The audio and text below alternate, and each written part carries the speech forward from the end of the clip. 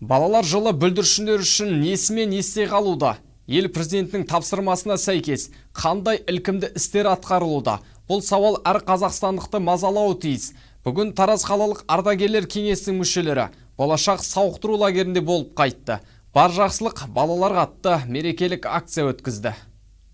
Балалар жылына орай аймақтағы болашақ сауықтыру лагерінде бар жақсымыз балаларға атты мерекелік акция өтуде. Шараға Тараз қалалық ардагерлер кеңесімен бірге біз де қонақ болып келдік. Келешегіңізді балдар, сендер арасында аман есен болыңдар. Бұл ұрпақ сабақтастығы.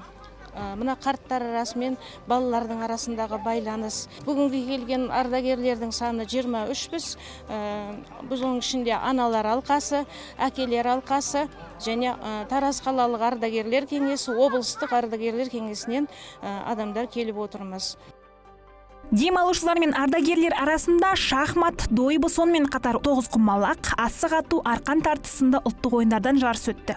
Демалушылар отаның бақыт мекені атты тақырыпта асфальтқа сурет салудан да жарысты. Кеңес атынан жеңімпаздарға арнайы сый-сияпаттар мен дипломдар табысталды. Акция соңында балмұздақтар таратылып, балалардың көңілі көтерілді. Біз осы жаққа кіргелі бері болашақтың территориясы маған өте қатты ұнады, свежий воздух. Біз көптеген балдармен достасып, әртүрлі концерттер және де спортивный игралар өткізіледі. Енді осы болашақ лагеріне балаларымыз маусымның 15-іне келді, 54 күн демалады.